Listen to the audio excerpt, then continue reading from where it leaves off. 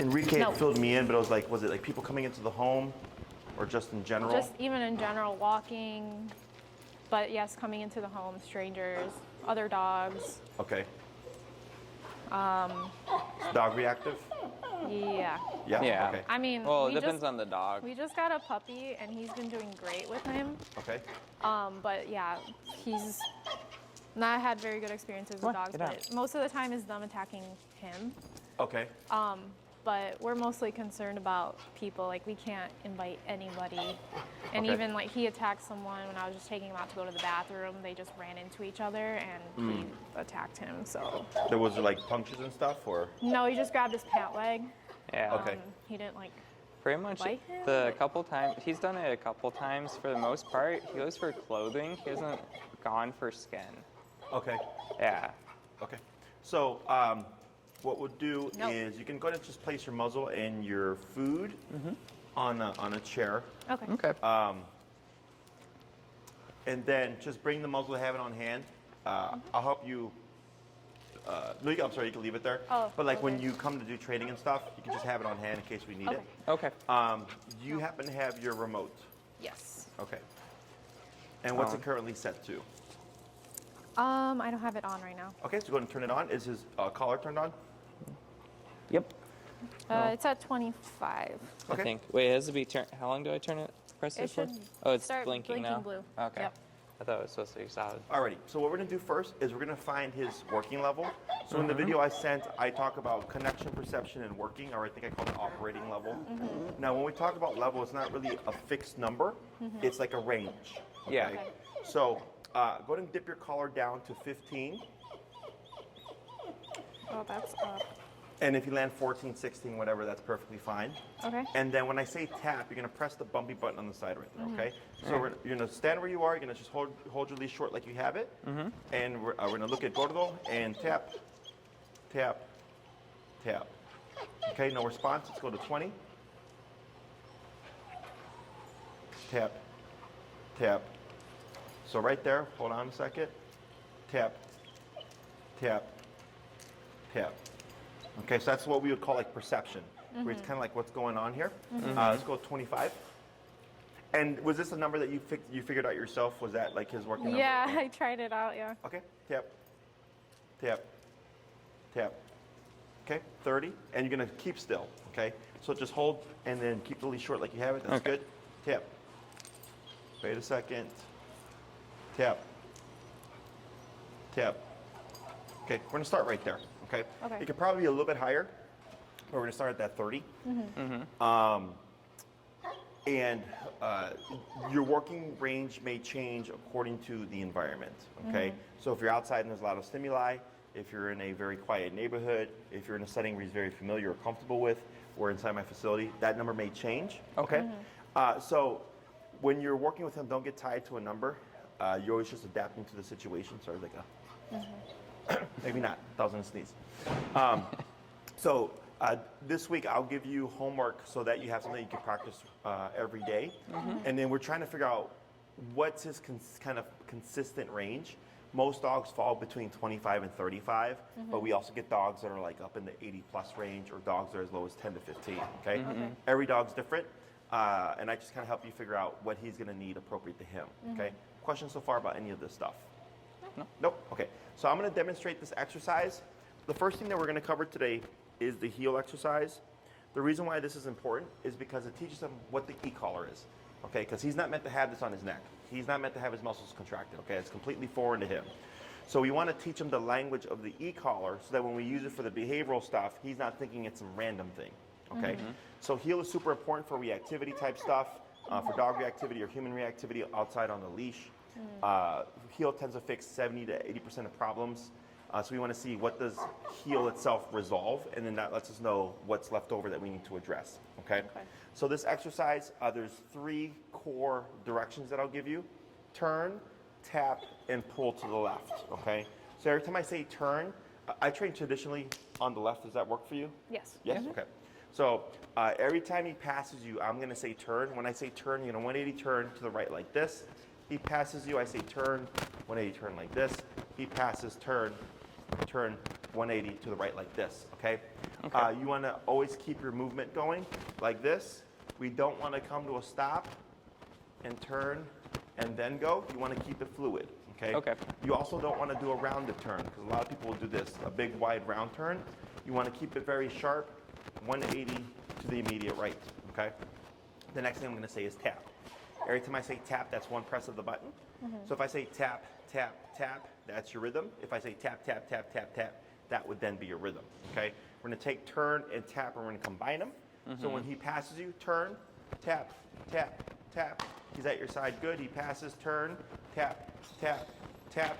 He's at your side, good. He passes, turn, tap, tap, tap, tap. Good, okay? So we're trying to get him to always land at your left side. Last thing I'm going to say is pull to your left. So as you're walking, Gordo might move over to your right side. So as you're walking, you'll pull to your left and tap as I say tap to bring him from your right side over to your left side, okay? If I say good or good dog or good boy or whatever, that's really more for you than it is for him. It's so that you know what he just did in that moment is what I'm looking for and what we're trying to achieve, okay? But for him, it has no real bearing training-wise, okay? Who's going to work with him first? You already have him on the leash, so All you right. want the So go control? and hand him the remote. Yeah, why not? And then for your leash, what you're going to do is you're going to wrap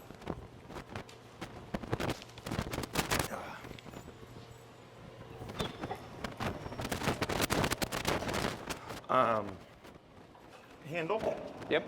over your thumb, All right. and then you're going to take your leash like this Yep. over your pointer finger, Okay. and then like this and close, like that, okay? Okay. Now you're going to give him some slack, loosen leash, yep. And now position Gordo to your left side, and then put him in like in a sitting position. Good, and then you're going to stand right next to him. All right. Go sit. Hey. Focus. All right. So up, pull up on your leash, Up a little. Like and this. then does he know how to sit with upwards pressure? Yeah. Yep. Yes. Gordo. Pull up. There you go. And then stand so that he's at your left. All right. Sorry, the other way. So you're beside him like that. Like this. Now give slack up on your leash again to make him sit. Gordo. Sit. Yep, pull up, up, Come on. up, up. Just keep pulling straight up. Up, up. Have you ever made him sit by like pushing on his butt? Yeah. Yeah, there you go. Come on. Sit. Like that. Okay, good. Now give slack on the leash Okay. and then relax your arm. Give a little bit more slack on the leash. Okay. Right there. That's fine for now. Okay. Usually I want it hanging by the armpit here. So if you look at the leash, you see the bottom of it, how it's kind of close to his armpit there? Yeah. Because we want him to have enough slack to make mistakes, but not too much that it's getting caught underneath his legs. Okay. Okay. So I'm going to coach you through this. You're going to make mistakes. It's okay. Everybody does. Okay. Feel free to have a seat, and I'm going to coach you through this, okay? Any questions before we get Gordo, started? come. Sit. Come on, sit. Good. And then you'll be just kind of moving back and forth here, okay? Okay. So go ahead and move forward. All right. Go. Turn. Heel. Tap. Tap. No words. Tap. Keep forward. Relax your arm. Turn. Tap. Tap. Good. Keep forward. Turn. Tap. Tap. Good. Keep forward.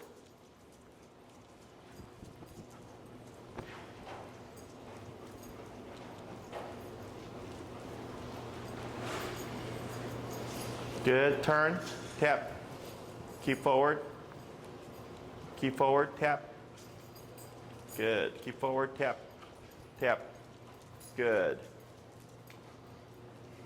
Turn. Tap. Tap. Good. Keep forward. Good. Has he had previous e-collar training? Nope. No? Okay. Keep forward. Good. Slow turn. Tap. Tap. Good. Keep forward. Tap forward. Tap. Good. Keep forward. Tap. Good. Turn. Tap. Tap. Good. Keep forward.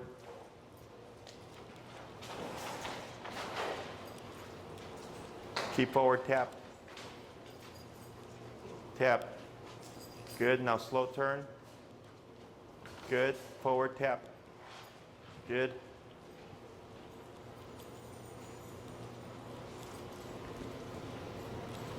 Good. Slow turn, tap. Good, forward, tap. Go ahead and pick up your pace. Tap, tap, tap. Keep forward, tap. There he goes. Better. Good. Slow walk. Slow turn. Good. Keep forward. Pull left, tap. Pull left, tap. Keep forward. There you go. Good. Bring your leash so it's on the inside. There you go. Good. And then keep forward. Excellent. Good.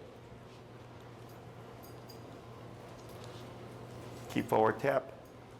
Now turn. Pull left, tap. Tap. Tap. Tap. Keep forward, tap. Pull left, tap.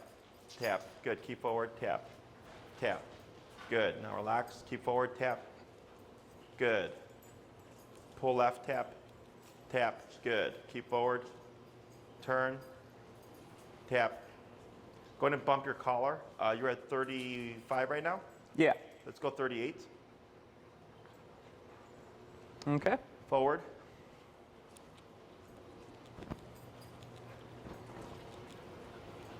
Keep forward, tap. Pull left, tap. Yep, keep forward. Now turn, tap. Keep forward, tap. Good. Keep forward, tap. Tap. Tap. Lightly pull or firm, but jump. There you go. Tap. Forward, good. Relax your arm. Keep forward. Good. Yep, keep forward. You got it. Good. Tap. Tap. Yep, you got it. Good. Slow turn. Good turn. Pull left, tap. There he goes. Now slow walk, keep forward. Slower. Stop. Okay, now here, lightly pull to your left. Tap. Tap. There you go. Wait a second. Good. We're going to pause right there. Okay. When you walk with him, is he a big puller? Yes. Okay. He's a major puller. So he's not doing as much probably because we're inside. But it doesn't really matter with this concept because it's going to come down to the number. Okay. So right now we're at 38. To get him or motivate him to walk at your side. Do you know how this is working? Not really. Do you know? Do you have a guess? When are you tapping? When we're turning? Oh, Yes. yeah. When you're turning, right? So here, most of the time when people try to teach the heel, they'll either shorten the leash to restrict the dog, or they'll yank the dog and go, no, heel, right? And the dog pulls and they'll go, yank them, no, heel, and they'll keep repeating that. And the dog cannot get the concept because you're going the same direction. Okay. Okay, so here we're going opposite directions. Okay, so if we're walking and he passes and I turn and I tap, tap, tap, for him, he feels the collar. He goes, I don't like this. He turns around. Oh, you're going that way. He catches up. Okay. It disappears. Yeah. Okay, then he passes again. I feel it again. I don't like this. Oh, now Dad's going that way. He catches up. He disappears. Yeah. So he's starting to learn. Every time I move into this pocket here, the collar goes away. Same thing when he goes to your right side, right? You're pulling him left, so he feels it. He says, hey, I don't like this. The leash is giving him guidance. He comes over to your left side. It goes away. Yeah. So he's thinking, hey, every time I get within this circle, the pressure turns off. But he has to move into it. Yeah. He cannot back into it. Okay, so that's why even with the e-collar, if the dog is foraging, if you tap them and they come back, the problem never goes away. You'll see a dog that speeds up and then slows down, and speeds up and slows down. Where here you're teaching them very obviously, hey, we're going completely opposite ways, and when you follow my lead, you can avoid that pressure. Okay, so the heel allows us to layer in the e-collar in a very non-confrontational manner. Okay. Most people think when we deal with aggression or anything like that, that we come in and we make the dog be bad and then we just like punish them with the collar. That is an approach, but it's not the first approach. So like if I have a dog that, I get dogs that you can't even like bring near a person or they try to attack them, okay? That's a little bit different because I have to correct the aggression first so that the dog learns, hey, that's not an option, and then we can start to layer in obedience, okay? Yeah. But more often than not, we start like this, and I see what does this fix, okay? Because he's not formally been disciplined. I mean, not to say that you've not tried, but he's not been disciplined in the way that he respects, okay? Because dogs bite each other. So the e-collar allows you to nip and bite him at the press of a button. Because if he got out of line with another dog, and I think you mentioned earlier, other dogs have attacked him, right? Yeah. Like, let's say he's playing too rough, and a dog goes, I don't like how you're playing. Boom. They don't sit there and have a conversation. Say, hey, you're playing too rough with me, right? Please tone it down. Dogs don't do that. They just bite each other. So here, now that you're talking his language, we see what does this change, okay? So other reason why heel is so important is a dog's primary instinct typically when they feel the collar is to run away. And of course, we don't want him to run away from the collar. So it makes him want to move. So we use heel, which is a moving behavior, to teach him how it turns on and how it turns off.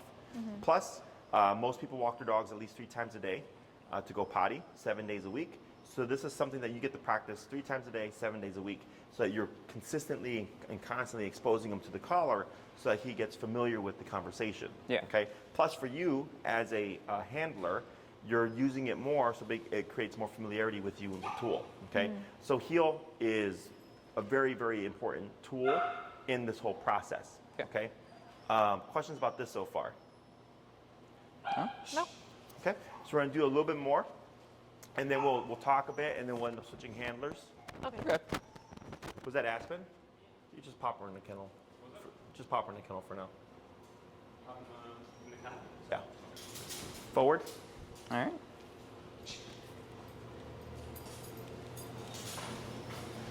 Go ahead and slow turn.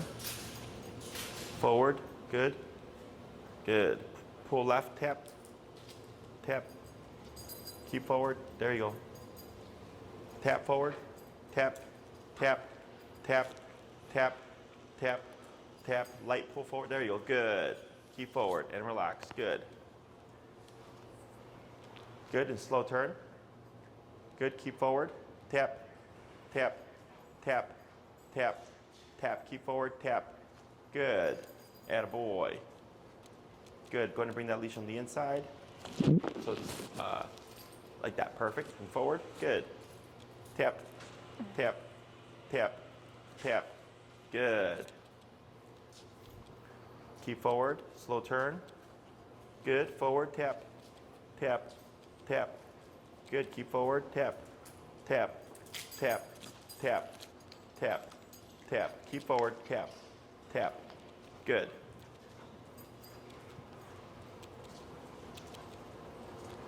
Keep forward. Tap. Tap. Tap. Tap. Yeah, keep your holding the leash. Lightly pull forward. Tap. Good. Good.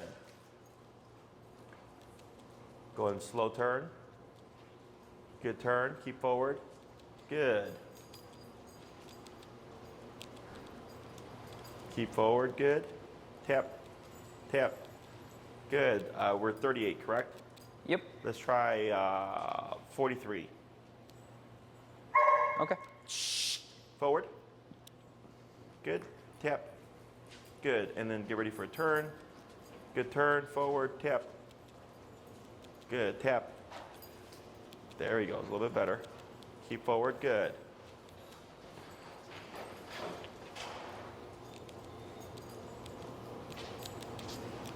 Go and slow turn.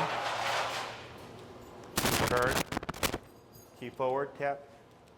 Good. Hey, Elias. Will you come over here for a sec? Keep forward. Tap. Tap. Tap. Good. Tap forward. Good. Now slow turn. Tap. Tap. Good. Go ahead and pick up your pace a little. Tap. There he goes. Would you run to my car and check in the back seat or in the trunk for my sleeve? Slow turn. Good. Tap. Now slow walk. Keep forward. Slower. Stop. Good. Forward. Tap. Good. Keep forward. Tap. There he goes. Attaboy. Slow turn. Tap. Tap. Keep forward. Good. Tap. There he goes. Attaboy.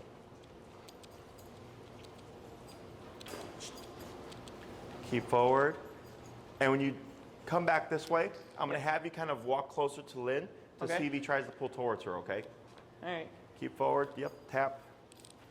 There he goes. That's good.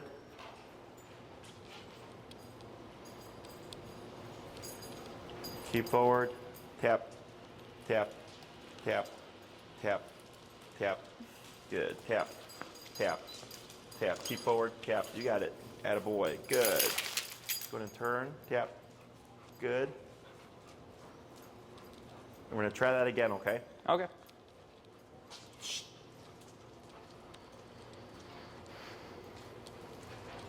Uh-oh. Here.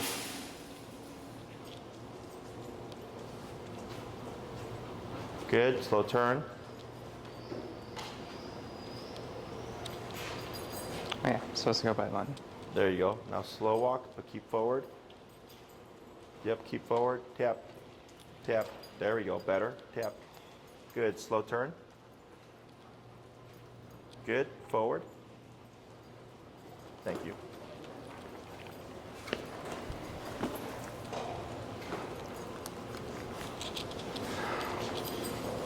Slow turn. Good boy.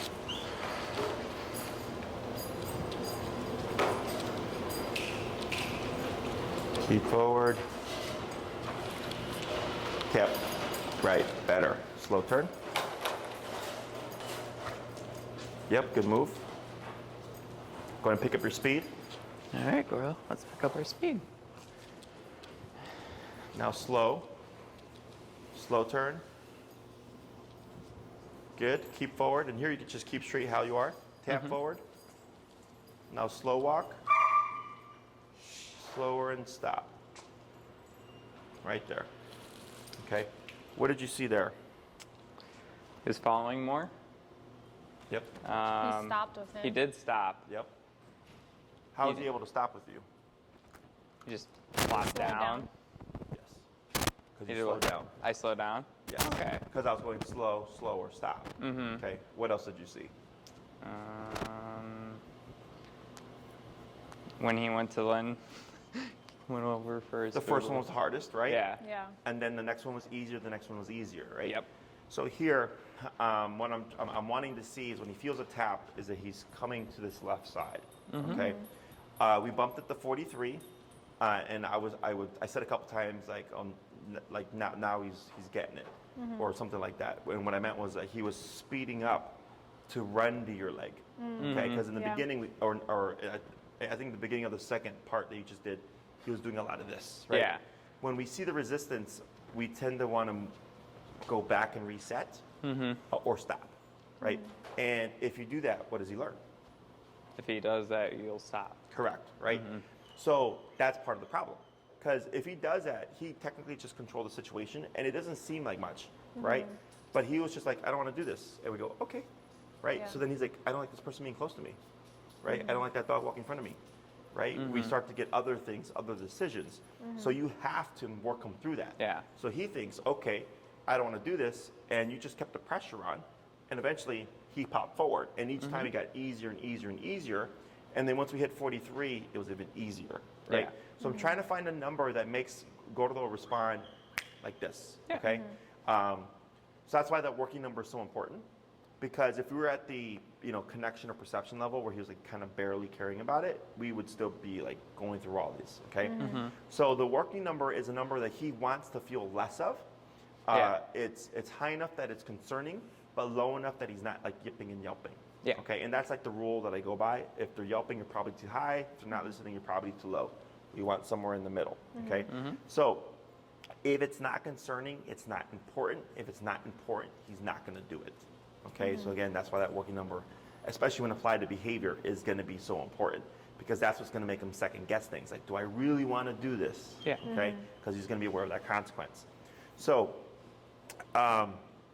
the slowing down part now that he's tuning into you more is communication. So I want you to start getting used to when you're walking with Gordo in this kind of exercise, in the healing exercise, you have to slow down before you stop and before you turn when he's paying attention. So if you're walking outside and he's at your hip, we're good. Okay, he's paying attention. I slow down. He slows down, I stop, he stops, perfect. That's what it's supposed to be like. If I slow down and he keeps going, what does that mean? He's not paying attention. He's not paying attention. Yeah. And what do? And Tap and kind of pull to the side. if he's getting ahead of you, No. Stop. Just tap. Slow down. Slow down. tap and you just did a bunch of them. Turn. Turn. Oh. Yeah, tap and turn. Okay. Remember, because you need him to think, oh, this thing I don't like is back. Oh, Dad's going that way. And he catches up and disappears. Okay? And that is a forever fix, technically speaking. Okay? So like my dogs, if they've been off leash trained for 10 years, if my dog got ahead of me, you would see me pivot, turn, and tap. Okay? But I did all that 10 years ago. So now I walk my dogs, I pop them in a heel, we'll go for miles, and they're just right there. Okay? So in this stage, because you're training everything, it's going to be more. Yeah. Okay? But the rate should be less and less each time. So if every time you walk him, it's always 20 turns, that means we're too low. Because you have 20 turns every single walk, right? Okay. So then you bump your number. Maybe you go to 50. And now it's 10 turns, but it's still 10 turns every walk. Yeah. And you go to 55. Now it's 5 turns, but it's 5 turns every walk, right? And people tend to excuse things. They're like, oh, 5 turns on a walk, that's pretty good. I'm like, yeah, it's pretty good, better than most, but I want 0. Yeah. Okay, I want 0 turns over months. Okay, so we keep playing with that number and keep practicing until eventually I find a number where he's like, all right, heel means boom, be at the side. Okay, the reason why we're not using the word heel is because it has no meaning right now. Okay. Okay, we're shaping the behavior first, and then we'll layer in the word next class. Okay. Okay, so the reason why I don't use heel at the first class is because since we're sound based, when I started training in the beginning of my career, I used to teach heel the word first, and I would see people the second class, and they would be like heel, heel, heel, heel, as opposed to using the remote. Okay, so now by not giving you the word the first week, you're forced to have to use the remote to correct them. By the second class, everything should be good. We can now title it. Okay, but it's pointless to title something that's still like a work in progress. Okay, so I want as close to 100% before we actually start to label anything. Give a tap here. Here, that vocalization doesn't always mean physical discomfort. It can be surprise, right? Plus, he was starting to escalate, right? Because he started to, right, with the dogs playing here. Yeah. So, what was that tap for? Keeping Correction. focus. Right? It was a correction. So we have behavior and we have obedience, okay? And you'll be constantly kind of shifting between these two modes. Obedience is very black and white, walk on my left side, so on and so forth. But now that you're stationary, technically he's not doing anything wrong, right? Looking at those dogs and vocalizing and stuff. But if I know we got a dog that's reactive or has stimulation issues or reactive issues, I want to correct that. And I go, nope, you can't do that right now. Yeah. So he's learning, and his frame of reference is your left leg. Okay, so he took the tap and kind of turned in like this, right? Because this is where you are, facing this way. And now you've diverted his attention this way because you just said, don't worry about that. Yeah. Okay, that has nothing to do with you right now. Okay? Questions on any of this? Well, that makes perfectly good sense to me. Go ahead and shorten your leash here. I want to test something. You're going to get a good hold on it. All right. So I have my sleeve here. Shorten up a little bit more. Shorten a little more. Oh, okay. Like that, right there. Okay? Just get a good hold.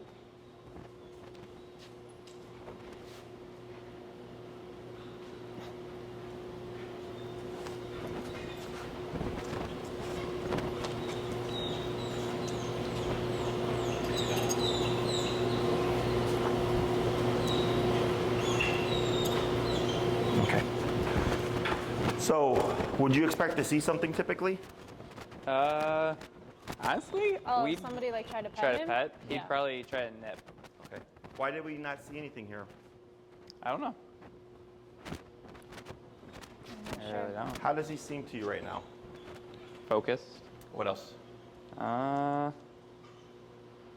What was he like when you first came in? very anxious. Very anxious. Yeah. Is he anxious now? A little bit. A little bit, right? Kind of, but not as much as he was before. So Yeah. he's not that anxious. He's more Calm. calm, relaxed, right? So aggression is not the issue. It's a symptom of an issue. Does that make sense? Yeah. So like, if someone has anger management issues, right, and let's say they go 0 to 10, right, the issue is they don't know how to control their anger, right? Because most people, it takes things. We kind of levels, and if somebody keeps pestering at you, you might become physical, right? Yeah. But it's not the first thing we jump to, right?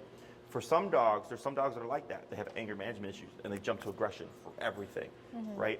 And that's usually impulse control, or there's fear, nervousness, anxiety, territorial behavior. There's something fueling the aggression, right? So if somebody walked into your home and he bit them, that would be territorial aggression, right? So he didn't bite him without reason. He's like, hey, you walked into our home. I don't know you, so get out of here. Yeah. Okay. If you're outside and you turn the corner and someone just like kind of sprung upon you randomly and he goes after him, that's most likely a nervous response. Yeah. Okay. And I can see on this thing, I think it says nervous as well, right? So, or if someone comes in and is like talking to him and goes to pet him, that can also be seen as kind of like spatial.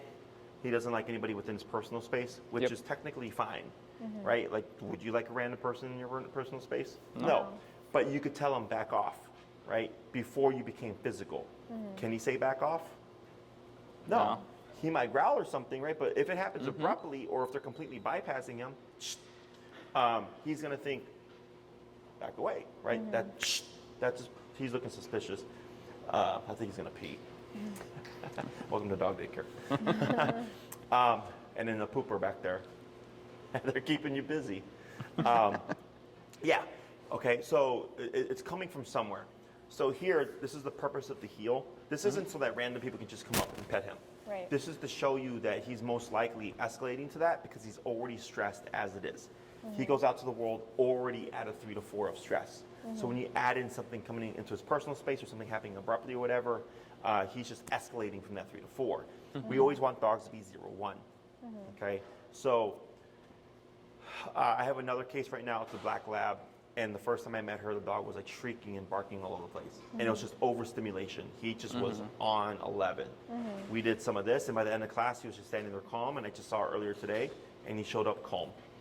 And she's like, yeah, she's like, this is completely, she's like, he's 180 now. Yeah. Because now there's discipline, and he's not coming out into the world already at that level. Because he's the same thing, leash reactivity and all that stuff. And I told her, I'm like, I don't think your dog's aggressive. I think your dog is just overwhelmed. And then because he's overwhelmed and stressed already, when you add something else in, he's even more stressed. So we always want to get the dog to be calmer because it helps him take in the environment much better, so that we shouldn't get an immediate jump to aggression. It's that we should see more of an escalation. Okay. Questions on any of that? No? So that's why I did the sleeve. I wanted to see after that, what would he do? Okay, because I think when he showed up, he was like growling or something, right? Yeah. When you're in the foyer and stuff, because he already came in under stress. So now that you're disciplining him, it's counterintuitive to us, but physicality done correctly calms dogs down. Okay. Okay, but people don't think that way. People think physicality is abuse. It can be abuse if you do it the wrong way, right? If you're just shocking them with no way to turn it off, or it's just random, or you're just jacking it up where it's way too much power for what's needed at the moment, yes, it can be abusive, right? But dogs bite each other, right? So, and I have another dog right now that bites the owner and has bitten the owner several times. When he sees a dog, he's like, I don't like that dog, I'm gonna bite you. That's literally that's what a dog does. Oh, wow. He sees a dog and he redirects towards the owner. Okay. And they got bite marks all over his legs, right? But no one would call that dog abusive. Yeah. You know what I'm saying? But the dog is using physicality to express itself. Because dogs are very mouth-based. They pant, they salivate, they bark, they whine, they howl, they bite, they lick, they chew, right? It's all mouth-based. That's how they express things. Yeah. So here, when I grabbed my sleeve, I was like, what's he going to do? If he's legitimately aggressive, he will bite no matter what until I correct the aggression. Okay? If he's aggressive because he's under stress and we add in more stressors, that's a different thing. Okay?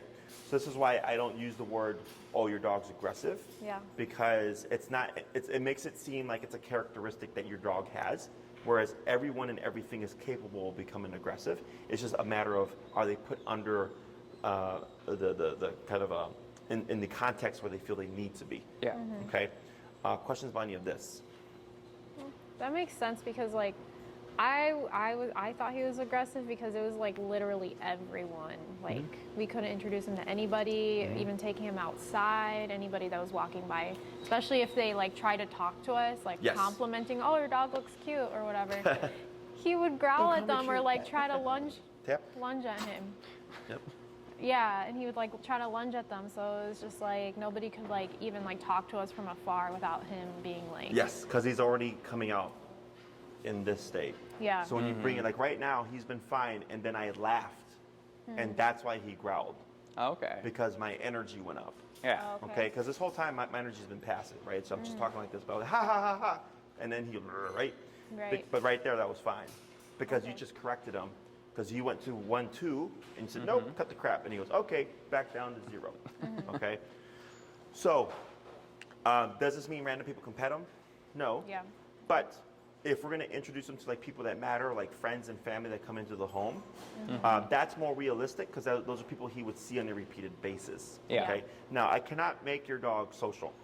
I have exercises that we can do to help make him social, but ultimately, if he's like, I just don't like people, the minimum we always push for is coexistence.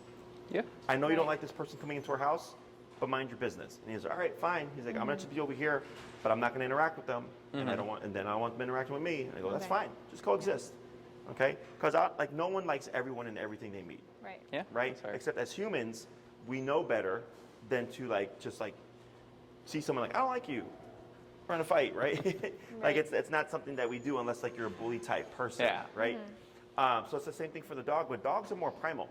They're very black and white. If they don't like something, they'll address it, okay? So now that you're stepping in and you're disciplining them, you're telling them, 1, we're in charge now, right? 2, you're also disagreeing with anything that you don't like. And you make up the rules, okay? Because people always ask, can I correct for this? I go, if you don't like it, absolutely. Because your rules might be different from my rules, okay? Because someone might say, like, I like my dog growling at somebody when they talk to me. And I go, all right, well, if you don't want to correct it, that's fine, but that's probably a walking liability. Right. Okay? Other questions? I was gonna ask about like other like behaviors at home, like so we can use it to correct him, like the collar to correct it too. What's he do at home? Well, he nips at us if we're eating, not paying attention to him. Or He grabs things he's not supposed to, and I've tried to like train him to like not grab stuff off the floor if I drop it, or even if it's just like sitting there on the ground. And I don't have insoles. Hasn't really worked. Yeah, so I didn't know if the collar is the same kind of training with that, or So what we would other do ways. is we want to see what does this fix, because Okay. it may resolve that. Okay. The nipping and stuff, all that seems like frustration. Okay. It's a dog without boundaries. So what happens is when they don't have boundaries, the brain is constantly needing something to pacify it, right? So then, nipping at you when he's bored, finding your shoes and stuff, can all be frustration-based behavior. Yeah. So when you put discipline on them, you're telling them that's not an option, that's not an option, that's not an option, that's definitely not an option, right? So then if you start removing options, he goes, well, if I can't do any of this, what's left for me to do? Be calm.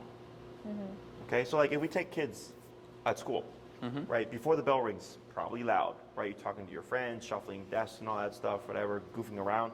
Bell rings, what happens? Everyone goes to their desks. Yeah, if they respect the teacher, Oh yeah. right? Because that's a factor there too. It is. So if the teacher's got good presence and they respect the teacher, yes, that bell ringing means, hey, now rules are in play, right? So his bell just hasn't rung yet. Or now it has, but previously it hadn't, right? So now you're putting consequence to things. He's going, okay, right? Now not everything is an option, but plus you're biting him back. You're nipping him back now. So then we see, again, how does just a little bit of discipline affect them? You'd be surprised. I remember I had a dog that seemed like absolutely crazy, and then complete 180 after the first class. The owner was like, almost everything stopped because the dog had not been formally disciplined. Okay. And this is discipline. Even though it's obedience, the fact that you're nipping and biting at him is technically discipline. Yeah. Okay, but we're using it to shape something. Okay, and that's why also the heel is important, because since you practice it every day, multiple times a day, it keeps discipline in the brain. This isn't I train my dog and then I don't have to do anything anymore. This is a lifestyle. But in the beginning, it's a lot of work. But once you've shaped everything, then it's just reinforce it and practice it. Yeah. Right? So every time you walk him, if he gets out of line, you tap him, it's keeping discipline in his head. So he goes, okay, this is a thing that's not going away. Just like with humans. Yeah. Right? Red means stop, green means go, yellow means slow. That doesn't change.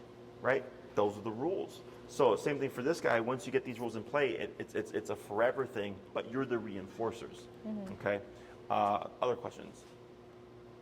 So like the nervousness or like the anxiety that he like shows through, like does that go away too, or is So that we just cannot something make that- him unnervous or Yeah. unanxious. Okay. What we can do is teach him how to handle it better. Okay. Does that make sense? Yeah. Just like with humans. Yeah. Right? Like I have a couple of friends who are anxious-based personalities. One of them needs medication. Another one just went to a therapist and they helped them learn how to handle their anxiety better. Right? So here, unfortunately, you can't talk to him, right, or anything like that. But let's say he was anxious, right? And then right now when I went to pet him, he bit my sleeve, and you corrected him. You just told him, hey, I know you're anxious, and I know you don't like Jesse approaching you, but biting him is not an option. You have Okay. to think of another way to handle this. Because we have Okay. 4 responses to stress: fight, flight, avoid, and submission. Yep. Okay? So we don't want him to fight, of course. We don't want him to run away. So that leaves avoidance and submission. Avoidance would be, okay, Jesse's touching me, but I'm going to pretend he's not, and I'm going to look over here while he pets me. That would be Yeah. avoidance behavior. Okay. So same thing with reactivity. Let's say you see a dog, and he sees a dog, and he goes, I really want to bark at that dog, but I'm not going to because I know it's not an option. So instead, I'm going to look over here at this white wall. Right? The Okay. dog passes. Okay, I'm back. Right? Yeah. So we're teaching them some options are not good, I guess, and there are other options available to him. Okay, so we always, whenever we're dealing with any aggression or aggressive type response, we always want to see avoidance first. If the dog's not avoiding, it means it doesn't care. Okay, and that's why that working number is so important. So like right now, you've had to tap them twice. You tapped them once for the pining here, Yep. and then it stopped them, and then you tapped them again when I laughed, and then he's been fine. Yeah. Right? That's how simple and straightforward it should feel. Okay. Now, if he's in a higher stress situation, that may change a bit, but that's all stuff that we'll kind of learn as we go along. Okay. Okay. So we're going to swap handlers here. All right. So it's kind of like making the decision for him. Yes. Yeah. Okay. Because what people do is they put it on the dog, and the world is not the way it's supposed to be. Us as messed up. humans have changed the world to in a very unnatural state. There's not meant to be cars, lampposts, houses, or anything like that. Because like in the animal world, there's a video on YouTube. I think it's like dogs fight over female in heat is the video title. And it's a bunch of feral dogs in like South America. Okay. And it's a female in heat, and one male claims the female, but then like it's like a pit, I think, and then like a Rottweiler comes and like beats up the Rottweiler, and like they're like bleeding and they're like cut open and all that stuff, and then like a Corso, I think, comes in and beats up the Rottweiler, and then he has the female, right? It's very primal, right? And nobody cares because those dogs belong to nobody, right? But if he bit another dog that belonged to somebody, now it's a problem, Right. because that dog is property of someone else. Does that make sense? Yeah. So that's what makes things complicated. So like, if someone approached them and he bit them, that's self-defense in his book. But in our world, we're like, oh, your dog bit me. Right. Dogs are supposed to love everyone, and if they don't love Right. everyone, then something's wrong with your dog. It's not how it works. Okay. Okay. Other questions? No. Okay. So I'm going to coach you through this as well. I think it's. Let's go ahead and Flip through. that one got flipped somehow. Yeah, it's fine. So how was he holding it? So you're going to hold it over the handle over your left thumb, like this. Okay. Your leash, like this, over your pointer finger, like this on the inside. Oh, on the inside. And then other part on the inside as well, like this. So you got 2 here. So it's a kind of looped around your pointer finger. Oh, like So that. Other way, on the outside. You almost got it. There you go. I'm so bad. And okay. then, yeah, there Oh, okay. you got it. Yeah, those ones. Jeez. Alrighty. And then go ahead and give him some slack. A little bit more. There you go. Perfect. Now go ahead and turn. Tap. Tap. Keep forward and relax. Good.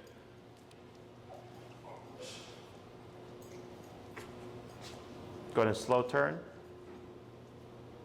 And you're gonna go to the right. That's okay for the first one, but you're always gonna turn to the right, okay? Oh, right, okay. Keep forward.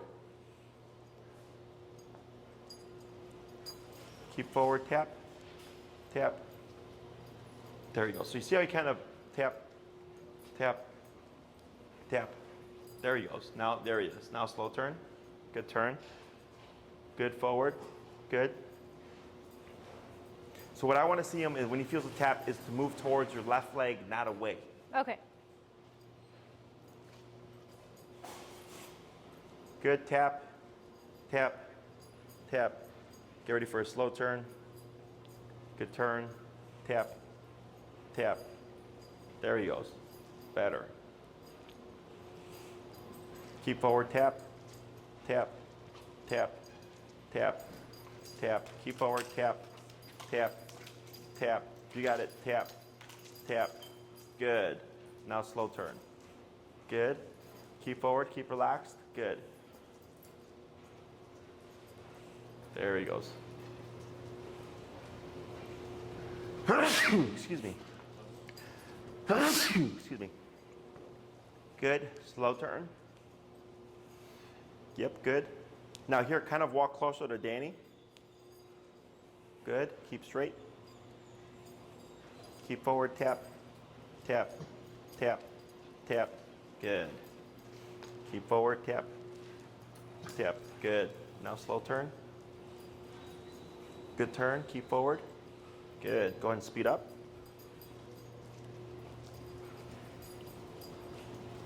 Now slow walk. Keep forward. Good. Now slow turn. Good. Keep forward. Slow walk. Slower. And stop. Good. So you can see when you're slowing down, he's watching you, right? So the slowing down lets him know something's changing. So it gets his attention so that he can get the next thing. Okay. So if you were to be walking with him and he's right at your side and you just abruptly stop, he will forever pass you. Yeah. Okay, because it's too abrupt. So it's like driving. You guys drive? So if you're driving, you just hit the brakes abruptly, the person behind you is probably going to crash into you, right? It's too soon, too quick for them to catch on to what's going on. That's why slowing down and pumping your brakes is important. Okay, same thing for this guy. When you slow down, it's like you're pumping the brakes for him, and he goes, "Oh, what's going on?" And you go, "We're stopping." And he goes, "Oh, okay," and he should stop with you.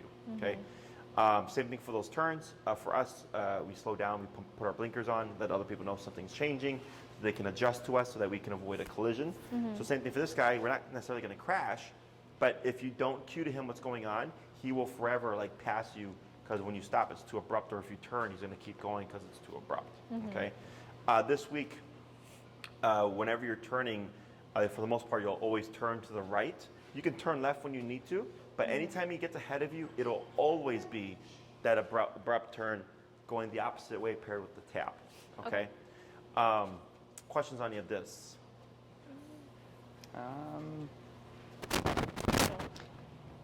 This one might just sound a little stupid, but how do you actually get him to turn? Because that's something that we do struggle with, getting him to turn. That'll be the next class.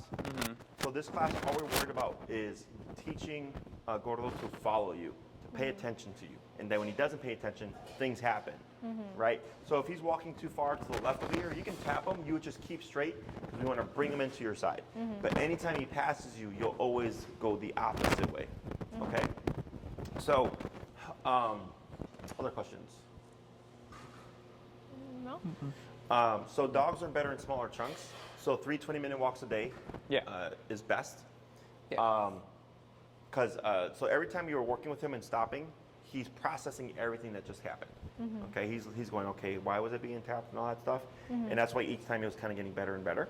So here, when you walk with him 3 20-minute walks a day, you're always, so when you come out, let him do his potty first, get that out the way.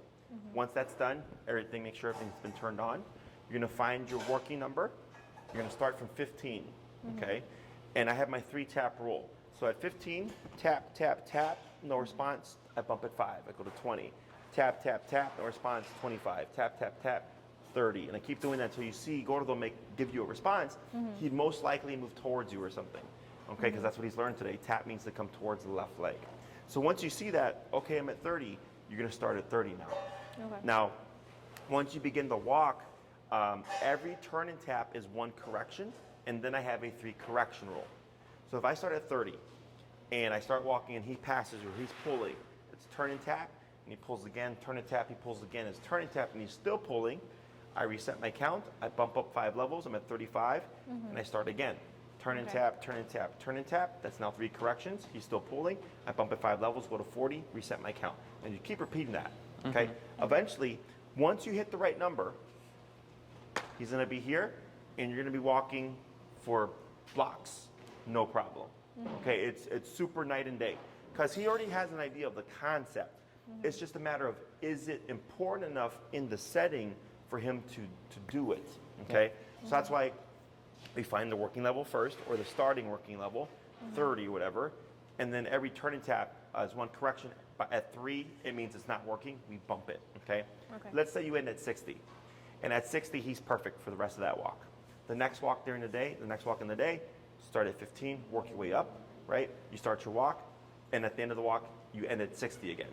And you keep seeing this pattern of you always ending at 60, and once you get to 60, he's perfect. What does that mean? Maybe you should start there. Yes, right? But you won't do that till next class. Okay, so what you're doing this week is you're doing a lot of research. Yeah. What number, what range do we get to consistently that keeps him well-behaved, non-reactive or whatever,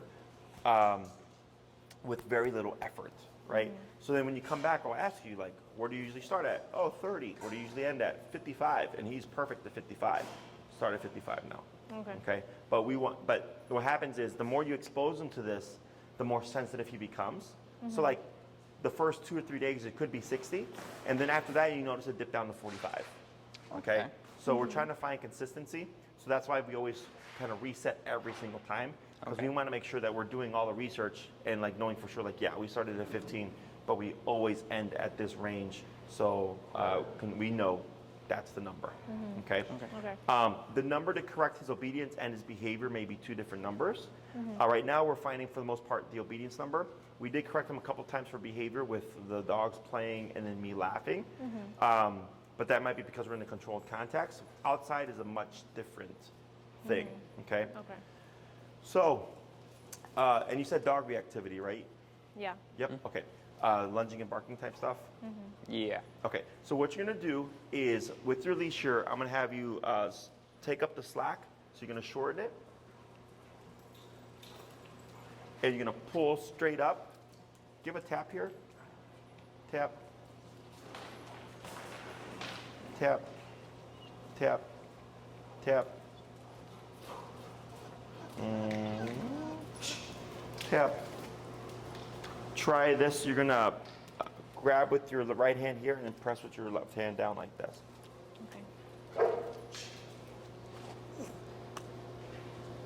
There you go. And then you're gonna shorten your leash. Okay. So what you're gonna do for this week, when you see dogs, this might be a shitty week for this part, okay? Is you see a dog, I want you to assume reactivity. If you're on the side tap, if you're on the sidewalk, okay, it's usually sidewalk, grass, curb, right?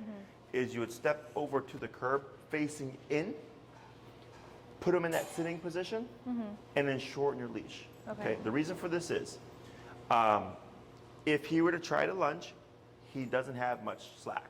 Okay. If he becomes reactive, I want you to now pull straight up. Okay. Don't pull back. Don't pull up and back. Straight up. Okay. So go ahead and pull up. Okay. Now relax. Go ahead and give slack back. One more. Perfect. Now go up. You see that? Yeah. See how much more work that is, right? Yeah. Plus, go ahead and take a step backwards. A little bit more. That's how far ahead he can get from you. Yeah. You see that? Go ahead and move forward and then shorten your leash again. So what you're doing here, yep, and then reposition him.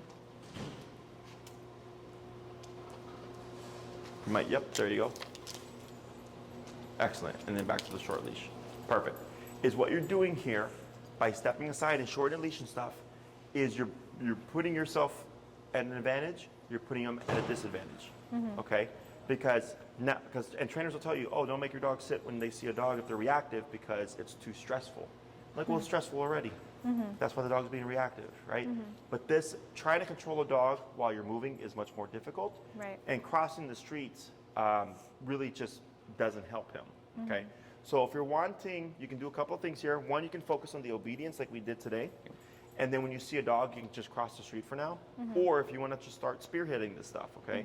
You would step aside to the curb, shorten your leash, have all this set up, and your job is to control Gordo, okay?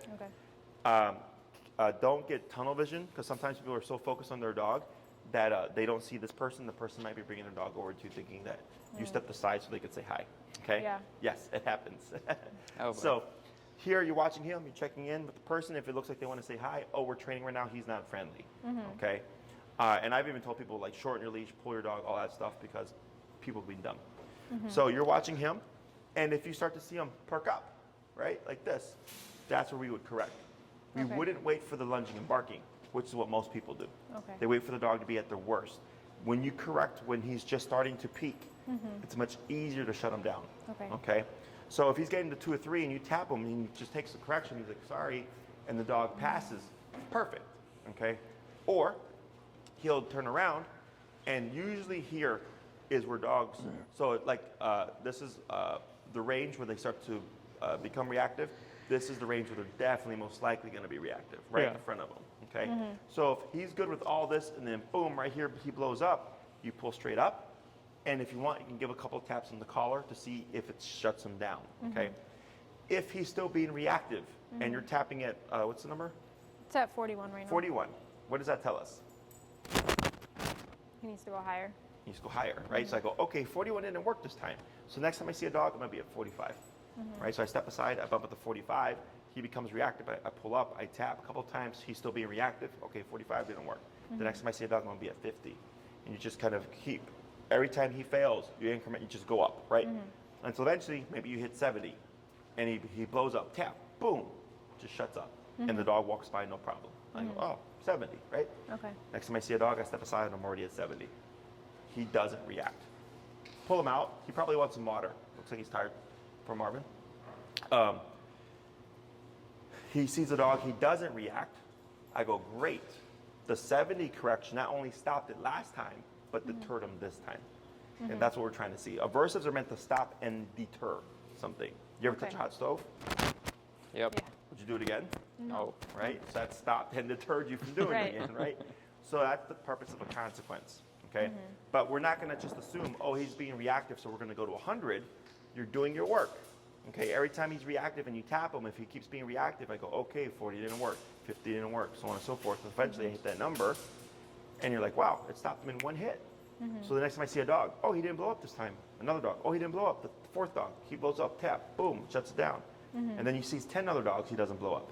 Because it's trial and error for him. For a human, you can say like, hey, taking things sent will get you taken to jail. And then a human goes, oh, I don't want to go to jail. I guess I won't just steal stuff, right? For him, he has to do it and have a consequence applied to it to learn, maybe I don't want to do that, okay? If this seems like too much in the beginning, just focus on the leash walking stuff, okay?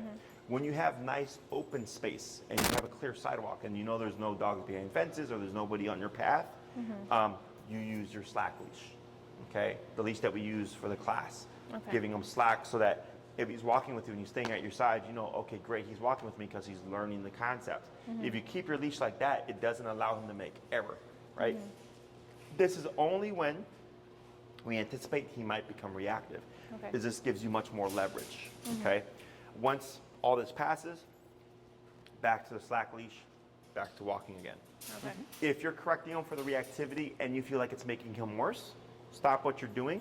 Just pull up and hold up to contain the situation and let them pass, and then lay off the collar, and then you'll just relay that over to me. And then I'll walk you through how we'll address it. One thing that may happen, just as FYI for you, is when you're correcting a dog in reactivity, there's potential of what we call redirect. Okay, so earlier the dog that I mentioned that would redirect towards the owner, would bite the owner and stuff, and you'll see a dog, is if you're tapping him and he's already frustrated about the dog, adding more frustration through the pressure can cause redirect, okay? So then what we do is if you feel like he's getting, if you feel like it's getting kind of dicey and stuff, it's just we go up and away from the dog like this. Okay, so go ahead and pull up, and you're gonna step to your right, and then keep your arm where you have it, and then straight out like this. Like that, okay? So that keeps him away from you, So if he tries to go sideways or upwards, so sideways he can't reach you. If he goes upwards, since you're pulling up already, your natural inclination is going to go up. Okay. So, but if you lay off the pressure, you really shouldn't see anything. Okay. So if you feel like it's making it worse, or it's not working, or if you're concerned about redirect, just ignore it. Stop the pressure. Let it happen, and then for the rest of the week, you can cross the street or avoid the dogs or whatever until I see you again, and then we'll tweak things. Okay. Okay. So the main thing for this week is really just the walking and turning and the back and forth stuff. Okay. As long as he's walking well with you, you can keep going straight. You don't have to turn and turn and turn and turn. That was obviously just for the sake of space. Right. If you're walking with him and he's at your side, just keep going straight.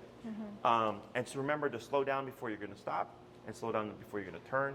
And if you do slow down and he keeps going, remember to always abruptly turn and tap to bring him back to your side. And if you're trying to go point A to point B, you would correctional turn, tap. Once he's back at your side, slow down, slow turn, and then go back in the direction you're going before. Okay. Okay.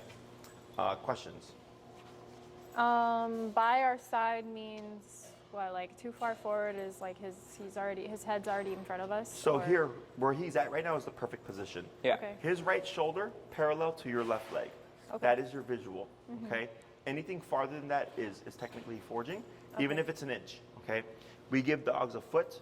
They have a foot back here, a foot to the left, no distance forward. Okay. If you see him lagging and it's like middle of a walk on a hot day, it's fine. It's because he's hot. He's not being disobedient. Okay. If it's a nice cool day and it's like no, like you can most definitely be here, then you can correct them. Okay. Okay. So you can correct them for lagging too far behind. You can correct them for being too far to the left. With those, you would just keep forward. Okay. Okay. Because he's moving into you. What we don't want to do is if he forges, is that you tap him to slow him down. This would always be a turn and tap, so he moves to your leg. Okay. Okay. Other questions? Nope. No. For your collar, I think where you have it fitted is correct. So if you happen to have nail polish or paint, just put a strip of there you go, of nail polish or whatever over where you have it fitted on the bar. Okay. Okay. So that you are using the consistent spot. All right. I suggest putting on the collar 15 minutes prior to training, doing your training and leaving it on for another 15 minutes. Okay. So he doesn't always tie together. Immediately, Oh, yeah. right? If he does anything fun like play fetch or whatever, feel free to have the collar on and play fetch with him. So he learns that it's not always going to be about discipline when he puts the collar on. He might do fun stuff as well. You can also use food every time you put it on, and when you remove it, just give him a treat as you do so, just to create some kind of a positive association. Not uncommon to see dogs be averse to the collar because it's disciplinary. So that's why we try to do other things to try to balance it out. Otherwise, they get over it at some point. Okay. Is it fine to train him like with the puppy around, or should we like have him For the separate? walks? Yeah. I mean, if one person's walking the puppy like in the front, it might be harder for him. Okay. Because dogs tend to want to walk with who's in front. So I would either put puppy behind, or leave puppy at home or whatever, or do solo walks. If you try to do a walk together, it'll probably be difficult as well. Okay. Because he's not going to know who to go to. Right. So then you'll probably do a bunch of solo walks. By next week, we should start to be able to integrate him with the other person. Okay. And then potentially the puppy as well. Okay. Okay. That makes sense. Yeah. Other questions? No. If you have any questions, you can shoot me an email at the email I sent you the videos from. Okay. Yep. Otherwise, it's pretty straightforward. Your homework for the week, let them go potty first, find your working number, start to walk. Remember, every 3 corrections, bump your number, reset your count, and then just keep tabs of your numbers. If you see a dog and you want to step aside to test the reactivity, see how he does, you can do so. If it looks like a not good situation, like the person's dog is reactive and they're not controlling the dog, use your better judgment, cross the street or whatever. Or if a person, their dog looks super friendly and they're on a flexi leash 20 feet in front of them, probably want to cross the street there too. Okay. Because that person has no control over their dog. So just look at the situation and just think to yourself, like, is this one that we can use to our benefit, or should we cross the street? Okay. Worst case scenario, something happens, always straight up. Okay. And then the release word that we use is break. Break means you're free. So when you're walking with him and you want to give him like a pee break or something, you will just stop and he should stop with you. Break. And then lead him to the grass, and there he can pee, poop, roll around, sniff the ground, smoke a cigarette, whatever. He's on his own time. And then let's say you're walking with him and you're away from home and you need to get home because you're on a schedule, but you can't, you don't have the time to commit to turn and tap and stuff, right? Is simply come to a stop, say break, and then you can let them pull you home, okay? Because it is a definitive end to the exercise, it doesn't matter that he pulls. Okay, it only matters if you're in the exercise, and during the exercise you decide, I'm not going to do this anymore, and there's no definitive end to it. He thinks, oh, you might start this, but I can do whatever I want at some point. Okay, so then it makes it, the dog becomes like a gamble. Okay. All right. Anything else? Nope. Good. So nothing out of the ordinary, at least from what I saw today. He took to the collar well. There was a little bit of like the mouthiness, right, when he was going towards the leash. Have you seen that elsewhere? Oh, like biting the leash? Even with just the prong collar sometimes. On stuff. Okay. Yeah. So what you do is, if he tries to bite the leash and stuff, either you keep the pressure on and pull, or if he tries to bite the leash, you just tap, and the moment he lets go of it, you stop tapping. Okay. So you're essentially biting him for biting the leash as a correction. Okay. Okay. Other questions? Nope. Very good. So if anything pops up, you let me know. Okay. And then, are we scheduled to meet here again? Yeah, next Friday. Yeah, I think it was for first 2 or 3. Okay. Yeah, I think we have the first 4 scheduled. Oh, okay. The next 4 Fridays, here. Okay. So I'm assuming, aside from obedience and control stuff with the behavioral stuff, you're also wanting to socialize him with like friends and family. Is that correct? Okay. Yeah. So for your muzzle, that's the correct muzzle. The fit, however, is probably too loose. Yeah, last time we tried to put it on him, he was going crazy, so we couldn't really fit it that well. Yeah. But Did you guys get the counter conditioning videos? Honestly, I didn't get any email. I think Lynn the got one you them. sent today? So on that same page, that link that I sent you, with the collar videos. Yeah. If you go down a little bit more, you'll see like 3 videos on muzzle conditioning. Oh, okay. Where you'll use food and stuff. So go ahead and when you get home tonight, just remember to like kind of bookmark that or whatever. And then when you have a chance, you can try reviewing the muzzle training videos. Okay. What we do is we just take like a Ziploc bag and I put it inside the muzzle and I flip it so that it wraps around the muzzle on the edges. And then you put his food, and then he eats from the muzzle. If he doesn't eat from the muzzle, I put it away. He doesn't eat, and I keep repeating that. And eventually, he's going to learn. The only time I see my food is when that muzzle comes out, and he's going to learn to eat from it. Okay. Now, some dogs will come in and grab some food and come out here and drop it and try to eat off the ground. If he does that, the muzzle disappears. Oh, okay. Because I want him to learn. Because that's a workaround, right? It's a loophole. He's like, all right, I'll grab some food. I'm going to eat out here. Disappears. Okay. So then he goes, oh crap. So then you'll see him looking around like, where'd it go? Right. And I don't compensate. So if he doesn't eat the entire meal, I don't like make the next meal bigger. It's the same portion every time. Okay. So if he eats 2 times a day, 2 times a day you have an opportunity to practice the muzzle. Okay. And eventually what we want to see is he'll put his face in the muzzle and eat and keep his face in there. Okay. Once you get that consistently, then you can start worrying about putting the strap around and stuff. And eventually he can wear it no problem. Okay. Other questions? No. All right. Well, it was a pleasure meeting everybody. If anything else pops up, you let me know.